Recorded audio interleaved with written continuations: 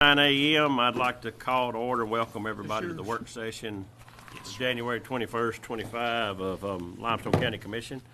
Ellen, do we have any public comment? Yes, Carl Overton. Carl, if you don't mind, step right here to the microphone, please, sir. How you doing this morning? Doing good, gentlemen. My name is Carl Overton. I am a forensic telecommunications billing analyst. I've been doing this 35 years. Basically, what we do, we specialize in governmental agencies. We cover 8 states. We're based out of Muscle Shoals. We look at your billing to see if you're being overcharged, overbilled, and then we go after the recovery of those funds. We have found over 35 years of me doing this, I would say 95% of all telecommunication billing governmental either has overcharges, fractional services, services that don't exist anymore. We've recovered for some cities in Alabama as much as $600,000 in overcharges and overbilling over the years. We work like any attorney agency. We work on a fee basis. We do not require any money from you up front. We don't want you to pay our expenses. If we can't help you, there's no need for you to pay us because we haven't done anything for you. And but that's not a high risk to us when we come in here and tell you we don't want anything up front, because we already know from our logistics and our analysis, counties such as yours will have issues. My job is to identify those issues, to work with your IT people, work with your accounting, work with your commission, your chairman, tell them and report that to them, what they have,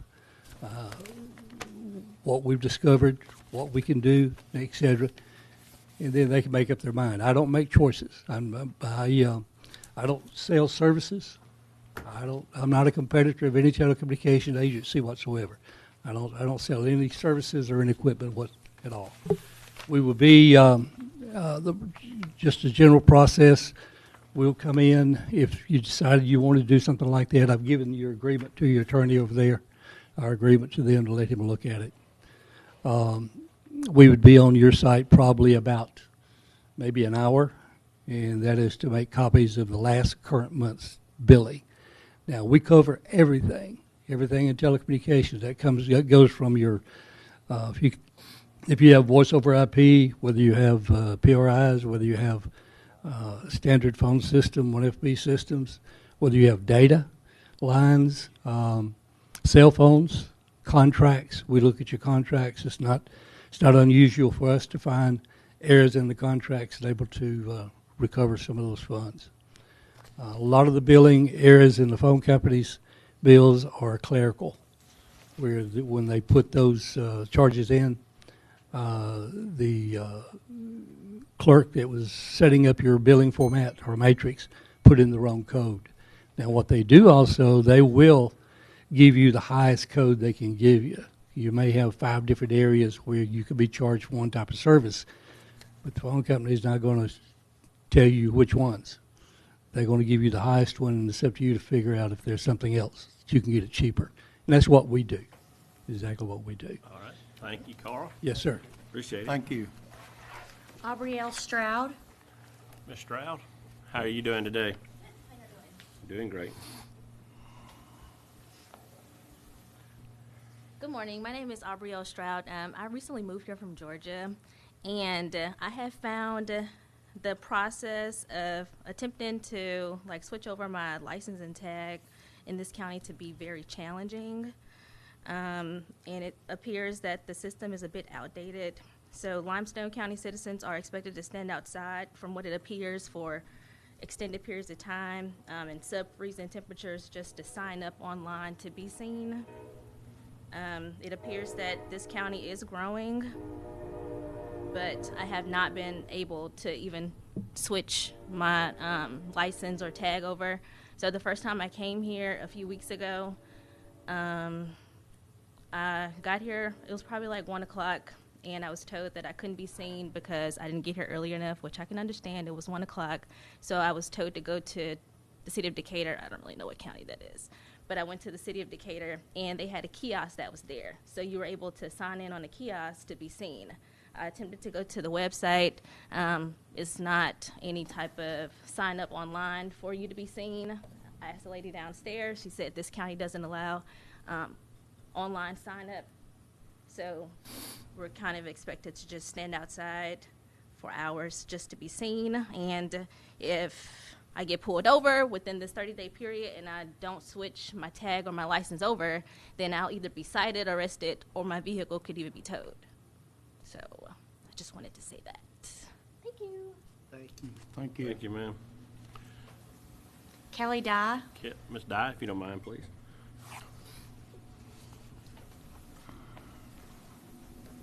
Due to the limited time allotment, this is the conclusion of the message shared on January 6th. I am offering to personally work with the Commission to assist in writing an ordinance to be presented to the communities of Limestone County. Ordinances that will allow protections against the current noise pollution being created on a daily basis by current corporations operating in Limestone County. Those corporations that, once again, you have done nothing to prevent from disrupting and destroying our health, homes, and neighborhoods. I recently found that you have also had an additional offer at a professional legal level to help write an ordinance at a pro bono fee that you have failed to act upon. Is your hesitation due to some other legal or prioritization issue? Generally speaking, good government is minimal government, but y'all have taken this to a logical extreme, and it is now time to stand up and do something. Those of us located near the construction sites of Grayson Carter & Son and Construction, Inc. have become hostages in our own home, being tortured by what our government would label as no-touch torture. Hours on end of beeps and bangs, 5 to 6 days a week. 5 to 6 days a week. Friends are no longer able to visit our homes because the sounds from these sites are so similar to those heard in wars and triggering their PTSD. These construction sites, asphalt plant, and quarry have and continue to destroy our home and health and communities. Mr. Chairman, you once shared with an ailing community that limiting Grayson Carter & Son Construction, Inc. from building a quarry was not fair to the company. Sir, do you think it's fair that we can't now peacefully use our own homes to live in because the county was fair to a large corporation? Where is the fairness to the citizens in any of these scenarios? To the citizens of Limestone County, I urge you to heed my words. Expect better and demand more of your current county commission, because if you don't, it will be your backyard next, possibly literally. To the commission, don't leave a legacy of too little too late. Begin the work with the community and legislation to implement a noise ordinance that will be retroactively set today. Act on behalf of your constituency, the people that voted you in to protect, not the large corporations bullying us out of our own homes. You will now have the opportunity, being shared from a neighbor and friend whose home and community is also being negatively impacted by Grayson Carter & Son Construction, Inc., to experience a mere fraction of only one of the multiple sounds and nuisances we experience on a daily basis, 8 to 12 hours a day, 5 to 6 days a week. After that, I ask you to look me in the eye and tell me that you would honestly allow this into your homes and in your neighborhoods. Get a retroactively placed ordinance set in motion today. All of you have my contact information, and I really am honest in saying that I would love to work with you in getting an ordinance put in place to present to the community. So I look forward to the opportunity to have you reach out to me and set a date when we can get to work on this. Thank you. Thank you, ma'am. Thank you. Cody Gillum. How you doing, Mr. Gillum? Doing great. Honorable Commissioners, it's so good to be with you again. I'm happy to be in front of you, and once again, I'd like to say 3 minutes on a preacher is pretty tough, but I'll do my best. I would like to invite you to go on a camping trip with me. All 6 of us, I promise it'll be a lot of fun. I have enough hammocks for you to hammock camp with me next to I-65, which just so happens is 70 decibels. The highway on I-65 is 70 decibels. Let's see if we can get to sleep after a night of merriment and being around a campfire. If you can't, can you imagine Miss Dye here trying to get to sleep in her own bed at 70 decibels? That's what it sounds like in her home when the asphalt plant is running. I'm not sure that I'm the kind of person that can be rocked to sleep at 70 decibels, no matter how old I am, whether I'm a baby or not. I'll bet you can't be rocked to sleep at 70 decibels either. Imagine that your home is vibrating throughout that entire time. Could you get to sleep at that kind of vibrations? Now, I know back in the old days, we used to put a quarter in some of those beds at the motel and they would vibrate, but this is a different kind of vibration because you know that this vibration means that your child, because her window is so close to this asphalt plant, cannot get to sleep and have use of her own bed. That is criminal. That is negligent of a neighbor to do that to another neighbor, and you have an opportunity to stop it. I am a gregarious guy, and I've been door knocking here lately, and I found that there are a lot of people in Limestone County that are in favor of a noise ordinance. If you want an easy win politically, friends, you have an opportunity. You can make a lot of people happy with you with a noise ordinance. I know for a fact that a friend of mine will be supplying your fine attorney with at least 3 copies of different noise ordinances locally. Athens City has even its own noise ordinance, and so you won't have to go far to find something similar. Huntsville has one, and there's one down in Mountain Brook, and we'll be making sure you each get that to make that an easier process for you to write that ordinance. I urge you to do this, and the camping trip is open. I'd love to go camping with you and get to know you all a little bit better. But thank you so much for your time. Please consider people that have PTSD and include that in your noise ordinance. There are a lot of people that have served for our country, have fought for our country, have been injured and injured mentally for our country that live in places like Belmina or near Tanner High School, and they need you to protect them. We owe that to our soldiers, the people that have kept us free and able to have places of worship and places like this where we can come to you fine gentlemen and appeal to you to help us out. I just want to thank you so much for the time you've taken to hear me out and to hear out other people in this room. And I hope God's blessings find itself upon you and your family and your home. And you, because of what you do here today and in the future, are a blessing upon this community. God bless you all. Thank you. Thank you, Mr. Gillum. No further comments. All right. Thank everybody for your comments today. Moving on, we have first on the agenda will be the minutes from December the 16th. Anybody got any discussion with the minutes? All right, no discussion with the minutes. We have claims in the amount of $2,492,590.16. Anybody got any discussion with any claim? All right. Anybody got any conflicts of interest with anything coming in front of the commission body today? Everybody's silent. I'll take it as a no. Public hearings, we have none. Resolutions and orders, we have none. Contracts, agreements, MOUs, and grants. Number 1 on here will be to approve a lease agreement between the City of Athens and the Limestone County Commission for a lease on a piece of real property located at 322 9th Avenue, Athens, Alabama, for the construction of a community storm shelter. This is the corner of the L&S property. We've agreed that before. It's just their lease, the agreement has run up, and we just have to renew it for them to apply to a grant. But it's that gravel spot beside L&S that we was. EMA and them has worked on putting a storm shelter there in the north part of Athens, and but it was what Drew, was a 2-year lease on that property originally or something.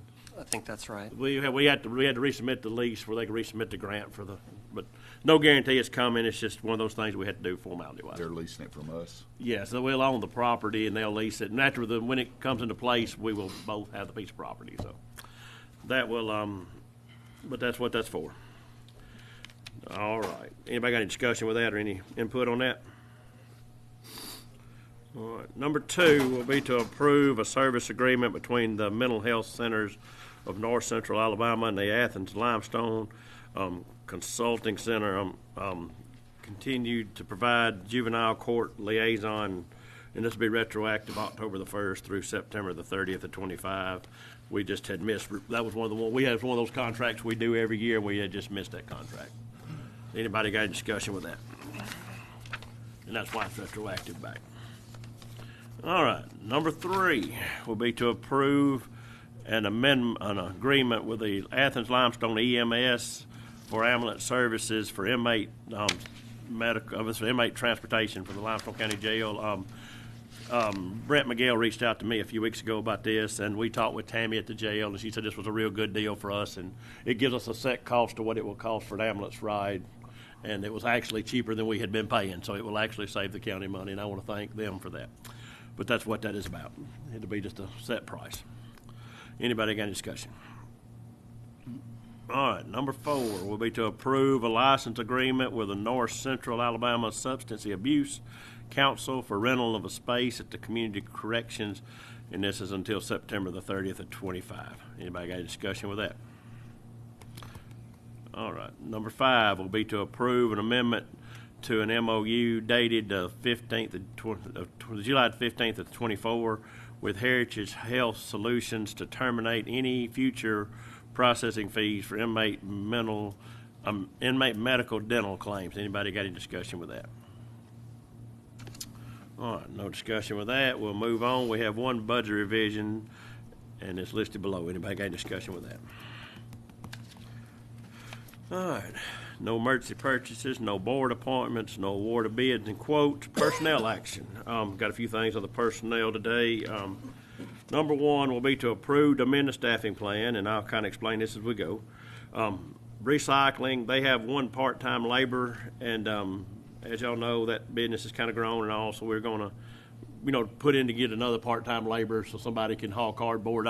We got a guy that retired from the water department, only works a couple of days a week, so that will give us an opportunity to find somebody else that may want to haul cardboard a couple of days a week. And she's got plenty of money in her budget for that and everything. So anybody got a discussion with that?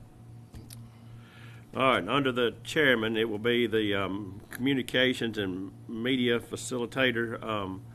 That used to be combined in with the grants and legal job with Krista, but we just figured it's getting so much going on that we're going to try to split that back off, and we may hire somebody in that position in the future to see about, doing this media stuff and the press releases and things.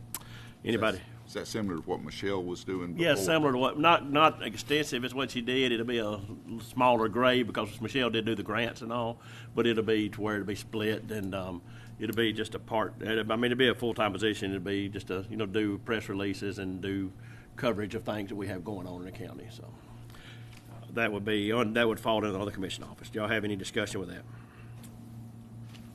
And then the other one is, as y'all know, we try to grow our staff here. The other one is IT. We're going to add a trainee in the IT department. We actually had a guy that was working in another department that's the field he wanted to get into, so we're going to move him into that. He's been working over here part-time out of the engineering, so he'll be transferred into the IT as a trainee. Lateral transfer will move, and that'll give a trainee in that position to train up, because as we know, Fish and Gary both are, they're not retiring tomorrow, but they are getting closer to their end of the rope. So we need to make sure because that is the IT is critical this day and time. So anybody got a discussion with that? And he's more or less just a laborer in that department. So it's basically what he'll be until he gets trained up. All right. And so then we'll have to take on the legal side of it, the grant communications relations. We'll amend that job description to where she'll just be the grant and legal specialist. And that is Krista's job. We'll just take the communications part out of her job. Anybody got a discussion with any one of those? All right. Number 2 will be to approve the following job descriptions. And as we had talked about in there, that'll be the job descriptions for these jobs. It'll be the communications and media facilitator, an IT trainee, and amend the grants and legal specialist. And that's to take that portion out of her job. Anybody got a discussion with any one of those? All right. And next is to amend the credit card usage policy. As y'all know, we can only use credit cards for certain things, and we'll have to amend. We had some W-2 form stuff when we had to pay for it for a credit card, and our policy does not allow that. So, as y'all know, everybody's looking forward to getting their W-2 forms where they can get their taxes and all that done. So we got to amend the plan to use the credit card to pay for W-2 stuff. Anybody got a discussion with that? And that's all we're amending on. It's just where we can pay for this service. And I know all the employees, they look forward to getting that done every year. So we got to have that out pretty quick. So any discussion with any one of those? All right. Merit increases, we have 3 listed below. Anybody got any discussion with either one of them? All right. At this point, I'm going to turn it over to engineer, Mr. Massey. Thank you, Mr. Chairman. We've got a few subdivisions for your consideration today. Kilby subdivision, this is a minor for preliminary and final, creating 5 lots in District 1. East Limestone Acres, replat of Lot 11. This is a minor for preliminary and final. It's creating 2 lots from out of 1 in District 1, or in District 2. Highland Village North Phase. This is replat of lots 34 and 35. This is a minor for preliminary and final. It's a consolidation of 2 lots into 1 in District 3. Putman Estates minor for preliminary and final, creating 2 lots in District 4. And then Abbey Brook Phase 4, this is a major for final approval, creating 56 lots in District 2. The only comment that I have, we've got a few gentlemen in the audience today that I've been speaking with about East Limestone Acres, replat of Lot 11. Just to kind of put their concerns on record, they said that that lot does hold some water and that there's potential for some issues there. I did explain that our minor subdivision regulations don't really take that into account because there's some state stormwater requirements that if there's modifications to that lot that cause adverse impact on adjoining property owners, that whoever makes those modifications can be held liable. So that's a personal property matter, and our minor subdivision regulations don't take that into account. But like I said, there are a few gentlemen here in the audience that kind of came in to talk about that one. But you did get everything squared. Well, we've talked about it. There may be some more discussion in between the meeting. I'll keep y'all apprised. But like I said, that is where we are. Okay. All right, so y'all gonna talk during the 15-minute recess. Okay. All right. Well, anybody got a discussion with any subdivision on here? And I know the one East Limestone, Mark said he was going to update us on it before the meeting. All right. Anything else, Mark? I have nothing. All right. Thank you, sir. Other business would be to approve to allow EMA to purchase certain uniforms and clothing that the commission finds necessary for the employees to perform their duties safely and efficiently. Anybody got a discussion with that? All right. Number 2 will be to approve the filing of a junk debris lawsuit for the locations of 9833 and 9804 Poplar Point. Anybody got a discussion with that? And then the next thing will be to allow to sell on Gov Deals one item out of District 3. Anybody got anything else on other business before we adjourn? One thing, I emailed each of y'all a list of the boards that we have appointments to and highlighted the ones that we probably need to be looking at in the near future. Just wanted to make sure y'all got those, and if you had any questions for those, we need to start looking at seeing if those. All right. Anybody else got anything else? Just want to appreciate all of y'all, and we have no executive session, so we will recess for 15 minutes, and it is now, I got to figure out what time, 9:23. We'll be back here at 9:38.